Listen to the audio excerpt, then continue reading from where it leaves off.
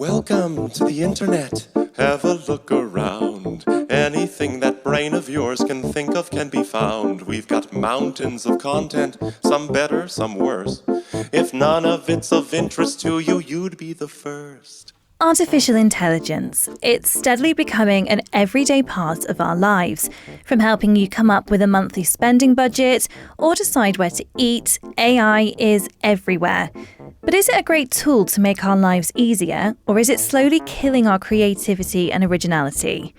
I'm Amy Griffiths, and on this Island Life special, I'm going to be looking at some of the unintended impacts AI could be having on particularly our creative industries here on the Isle of Man.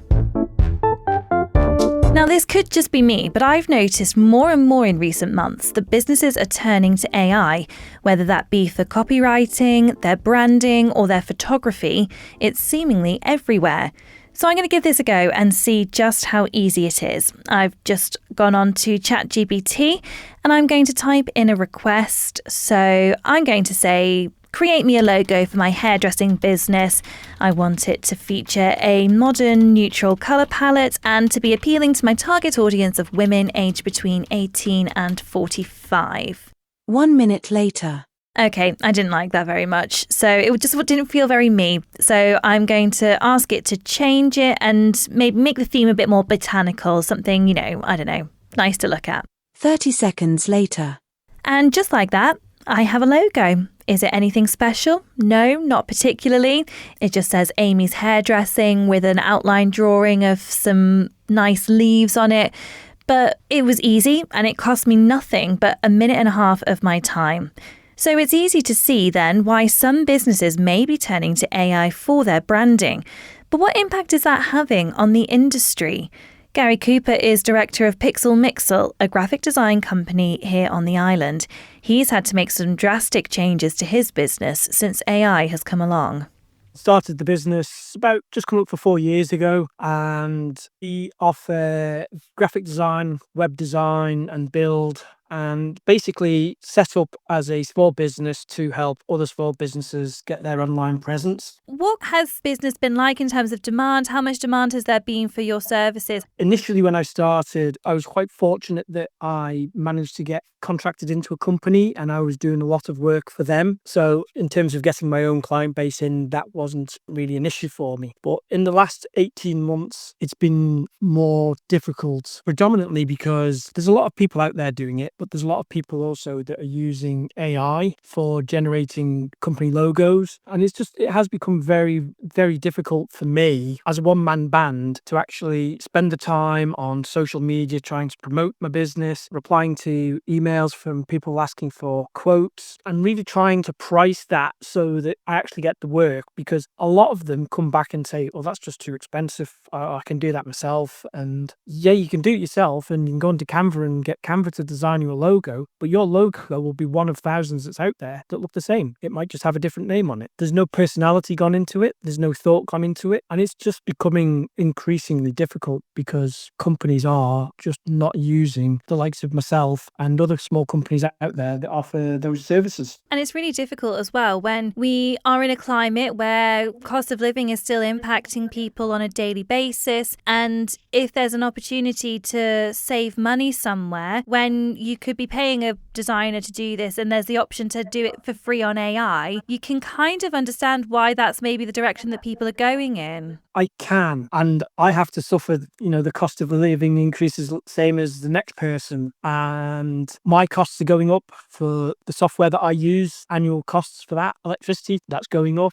It's all about a balance, and I get that companies are tightening their belts, but the way I see it is it's not a cost, it's an investment. It's an investment in your company, and that's what I think a lot of people are not appreciating. Is they just see it as, oh, well, that's going to cost me, for instance, £1,500 for a website to be built. Well, that's a cost. It's an investment in your business. So if you're prepared to go and spend £5 on having somebody on Fiverr build you a website, what does that say for what you value your business as? My background comes from customer services, and I'm all about the customer and providing the best service that I possibly can to that customer. Value for money, listening to what the customer wants, what they need, but then offering my expertise on that field of the branding, the website, the logo design, the years of experience and training that I've got, I can put that into the design for them and they will actually get a better product. They won't have to then take their AI generated logo and try and adjust it to make it actually fit what they want. And are you concerned that we're going to reach a point eventually where art can be nothing more than a hobby anymore because there's just no way to make any money from it? I think we're already there, to be honest. I really do. And I do think that artists on the island, particularly, are struggling to sell their work because people just aren't investing in it. And they would rather go and spend £5 on getting something done digitally from an AI and maybe spending £20, £30 having that printed somewhere to hang on the wall rather than actually invest in your local artists and people that really take pride in what they do. It's got to the point where the work that I'm doing for Pixel Mixel, I'm actually having to subsidise that by going out and getting another full-time job because there's just not enough business coming in.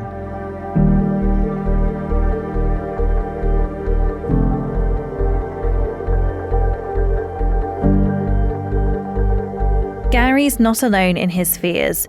Alex Pover says he's moved away from online creation altogether because he says there just isn't a market for it now. I'm a bit of a jack of all trades, and I think I've found that I've had to be, especially like the last few years. And I don't know, you name it, I kind of do it. I kind of started with illustration and moved on to graphic design and screen printing. I did have a business locally called Black Dog Screen Printing, which did quite well until it was unfortunately closed due to the strain of the lockdowns and pandemic. And yeah, it was pretty tough that. But at the moment, I'm kind of just consulting and freelancing right now, do a little bit of copywriting, graphic design, UI, UX, website design, just what I can find work for. And I'm definitely noticing an impact on all of these areas of creativity for sure. Because that's the thing, because a lot of what you've talked about there is things that AI seems to be replacing a human for almost, isn't it? And it is becoming more and more obvious how many people are using AI for those services now. Yeah, I'm noticing a lot in corporate work as well, especially on like LinkedIn. And I've got friends who are copywriters that are feeling like the immediate impact as well. Like, you know, I find it scary actually, and it's not slowing down. So it's everywhere.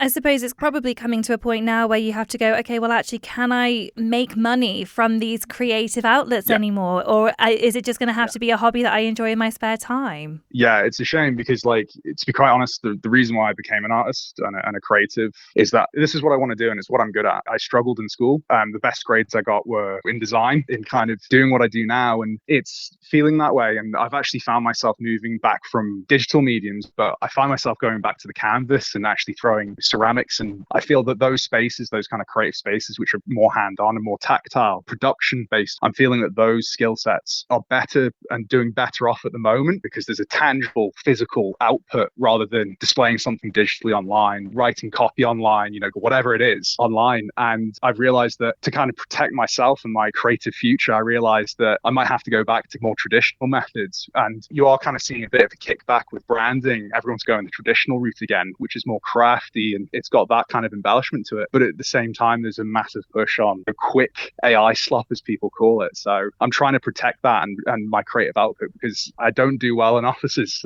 You know, I don't do well in specific kind of forms of work. I'm a creative and I kind of want to keep doing that until I retire. And so, yeah, it's concerning. And of course, the thing with AI as well is that it feeds off all of the information that it can gather to try and create what it thinks the person inputting the query wants. And so I suppose there's almost a risk as well then that your own work, if it's online, is then going to be influencing that as well. I actually stopped posting a lot of my work online, like because of work being taken. Like I had work taken. So up until about 2022, I stopped posting work online because I could kind of see this coming on the horizon. You're seeing it everywhere and you're seeing fines come out now and certain lawsuits come to fruition around this. But I don't know if it's enough to protect the creatives. And then at the end of the day, how much are the creatives actually being paid for their work? And how much money do you have to just be able to casually fight a lawsuit against some massive multimedia company as well? And also then there's the issue of ownership of AI content as well, which is another minefield in itself. So, you know, how can you prove that a computer's been inspired by some of your work? It is a literal minefield. Yeah, it is. And it's a hard one to navigate. It gets muddy very, very quickly. There's a lot of grey area with this. And in terms of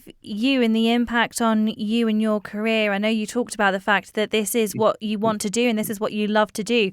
Are you concerned it's going to get to the point where you can't? Yeah, I am worried because what happens, and it's already been happening in the graphic design industry for a long time. We've been churning out so many graphic designers for the last couple decades now. There's so many of us trying to find work. You find there's this race to the bottom that happens very, very quickly. And because everyone, it's the typical thing as a graphic designer, you kind of turn up for the work. The client kind of goes, will this be cheaper if you use a bit of AI in this process? And it's this mentality of a race to the bottom right now, which I'm very concerned about. And it's difficult, isn't it? Because you can understand to a certain extent, because we are in a cost of living crisis. People are really struggling with money in a way that we haven't for decades. And so it is an unfamiliar territory for a lot of people. So you can see why, if there's a place where they can cut down on their costs, that they might want to. Yes, it couldn't be worse timing. If we keep on this track, we're going to kind of lose that human element. There are positives to AI, and there are elements of AI that I think are really profound and actually quite useful and help in the day to day. And I'm not staunchly against AI, but I've always said AI can kind of give you the bones of what you want, but it has no soul.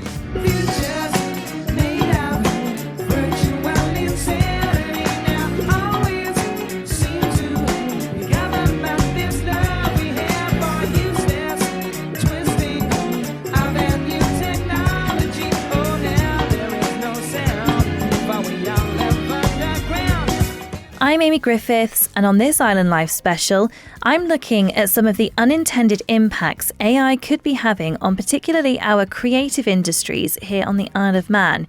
And as we've been hearing, many are really concerned about the future of not just their businesses, but their sector as a result of the advancing technology. But what about those who are embracing AI because they see it as the future?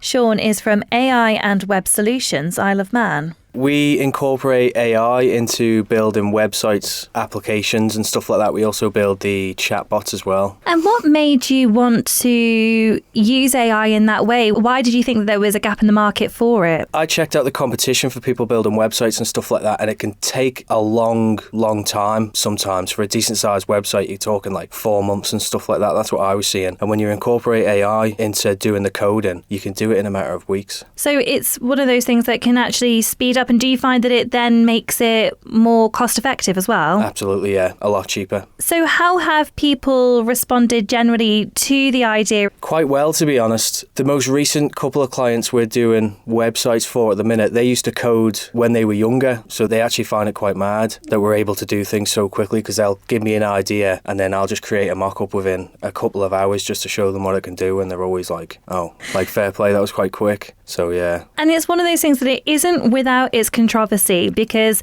there are people who feel very strongly about AI and feel like it's going to be taking away the jobs of human beings. And how do you see that argument? I agree. It is a difficult one because there needs to be a balance, doesn't there? I just see it as a tool rather than seeing it as a threat. I believe people like that should be able to use it to 10x their creativity instead of being no, AI is bad, I'm going to lose my job because of it. I think a lot of them could do a lot better by using it. And so I suppose, how then do you use AI in that way to improve what it is that you're creating? Well, it can do anything, can't it? So what you can see in your head, you can bring to life in a matter of seconds instead of sitting there planning things out and stuff like that. You can just go, right, I've got this little idea, let me whack it in there, see what it gives me, and then you can go, right, make it more this, make it more that, or it's just a lot easier. And there is, of course, the environmental aspects of it, and people are concerned about just the amount of an impact that using AI can have on the environment. And what's your take on that? I hadn't really put much thought into that until I seen that, and some of the major ones like XAI and stuff like that, they are looking for more environmentally friendly ways of going about it. So again, it's fairly recent and there is a long way to go. So I think there's definitely room for improvement on that. And some of the people that I've spoken to, they've said that AI will give you the bones, it will give you the skeleton, but it won't ever give you the soul. And is that something that you agree with? And is that what you're hoping your company will bridge the gap with? Yeah, that's what we're going to try and do. Obviously, we don't want it all to just look robotic, but again, it just comes down to how you use it, how you prompt it and stuff like that. Because there is a knack for that, isn't there? Yeah. Yeah, it's not just about typing a couple of sentences into it, it's knowing how to speak to it and how to instruct it and stuff like that, and what words to use, etc. So where do you see the future of the industry going? And I suppose the creative industry, but particularly with your sector and web design as such, where do you see the future of that? It's hard to say as of yet. We're sort of in like middle ground, aren't we? If a lot of people are starting to use it, a lot of people still aren't using it. From my perspective, I can see a lot more people using it in the future and it becoming a lot bigger and a lot more common, definitely. But there is definitely still a fear, isn't there? Yeah. In some ways, whether you like it or not, this is going to be part of our future. And to a certain extent, we as human beings have to be able to adapt, don't we? And to be able to adapt to those developments in technology that we are seeing. Yeah, it's not going to stop, is it? So it's one of them things now. It's just getting bigger and bigger and bigger. So the likes of myself, I've just seen that and thought I might as well take the opportunity now instead of just watching it get bigger and bigger and bigger. Do you ever take it a little bit personally when you see the criticism around your decision to use AI and in the way that you're choosing to use it? Yeah, so people are saying that like you're stupid for using it, or some people were talking about that I should be arrested. Someone said that I should be arrested and locked up for copyright, but I think that's a bit too extreme. Like, I understand people are worried about jobs and stuff like that, but I don't think the likes of myself, I haven't created it, have I? You know, I've just seen an opportunity and jumped on it, so. The conversation of copyright is an interesting one because it's quite a grey area in terms of ownership with AI generated content and who owns it. Are you worried that that's going to pose concerns for you further down the line?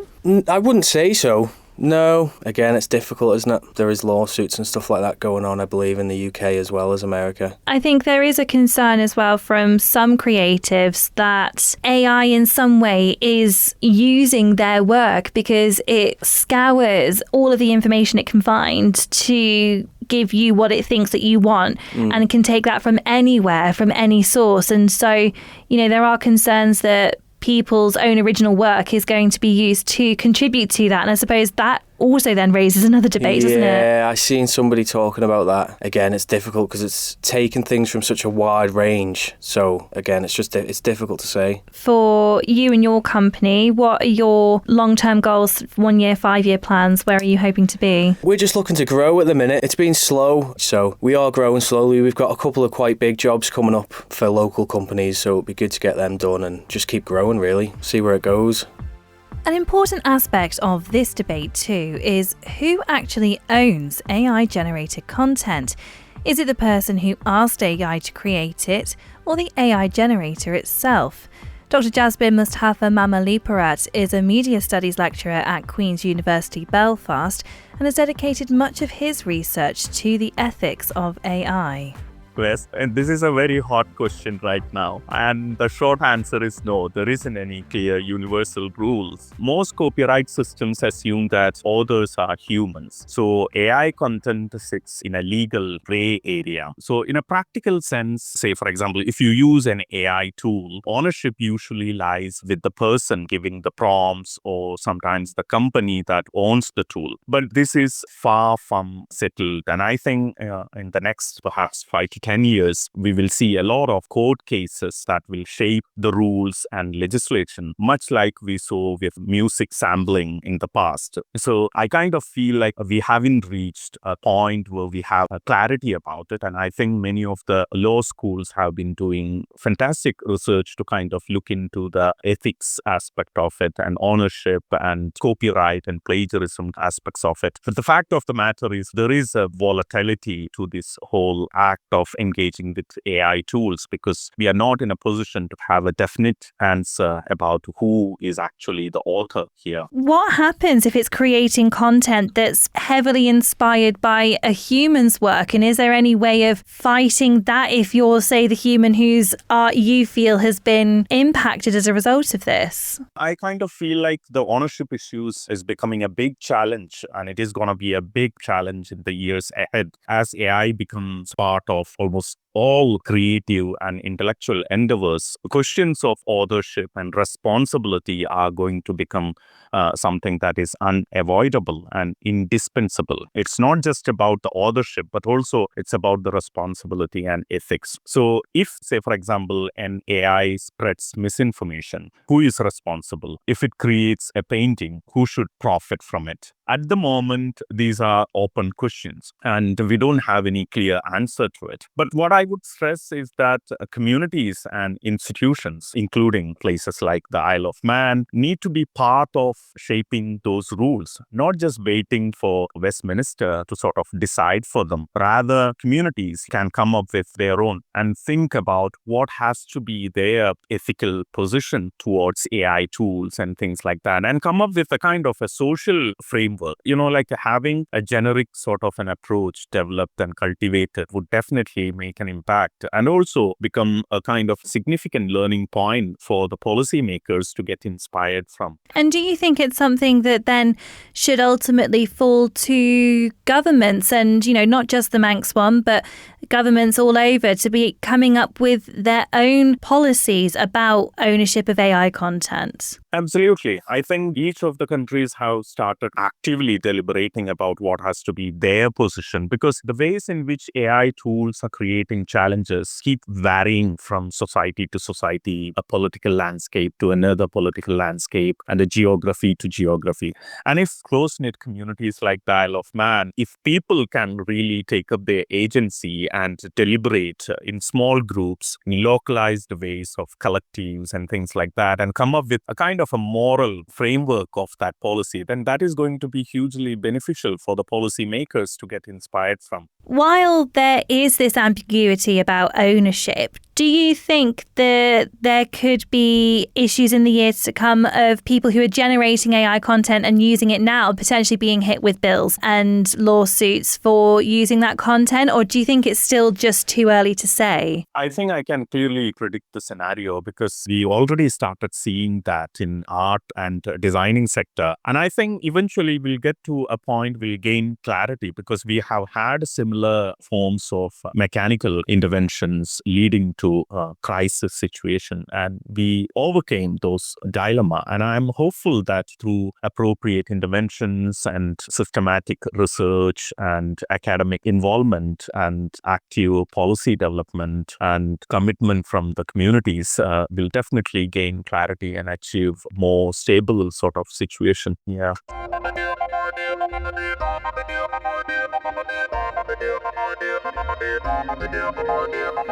When it comes to artificial intelligence, there's also the issue of data protection. How do you even begin to protect your information online, and whose responsibility is it to do so?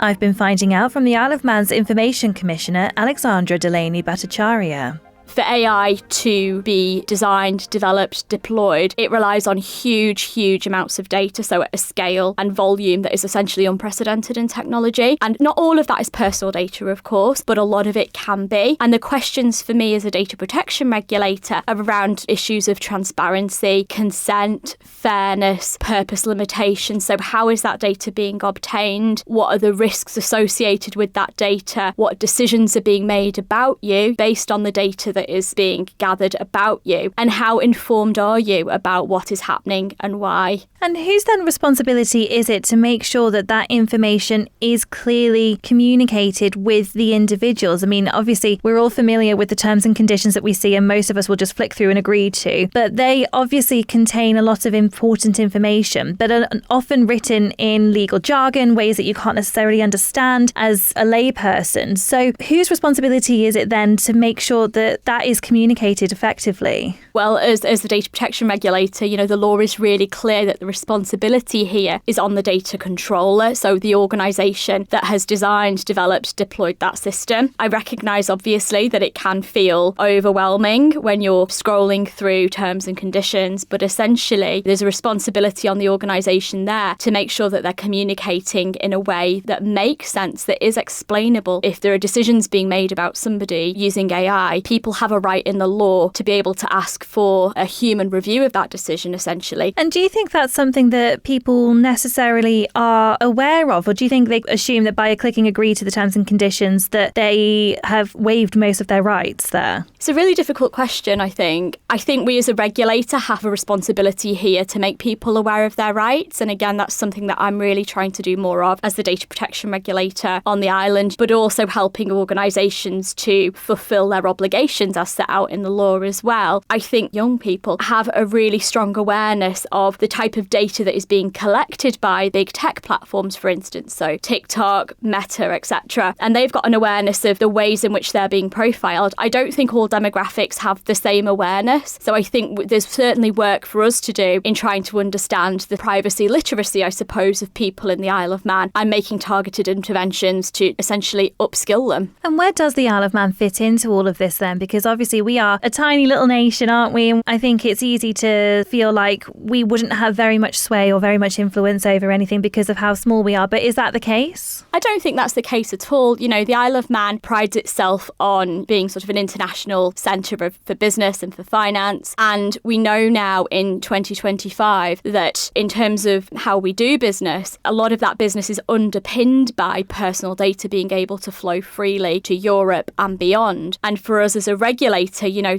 even though we're a small regulator on a small island, there's a really important role for us to be working more closely with our international counterparts, not only so we can stay up to date with really complex technologies like AI, because it is incredibly complicated. We have real breadth of experience in my office, but the depth of experience, we can learn more from working with our international counterparts here. And again, that's why conferences like the Global Privacy Assembly and the fact that we're a long-standing member of that conference, where we're able to learn and also develop our capacity and work on joint investigations and respond jointly to data breaches that affect not only people in the UK or Jersey, Guernsey or beyond, but in the Isle of Man as well. And it helps us have people's backs more effectively on the Isle of Man if we do that international cooperation work. So AI is here and it's here to stay. But the question is, how can we make sure it's used as a tool to help us rather than a total replacement of the skills we possess as humans? I'm Amy Griffiths and you've been listening to Island Life. You can listen back to this programme at manxradio.com or by subscribing to Manx Radio podcasts using your usual podcast provider.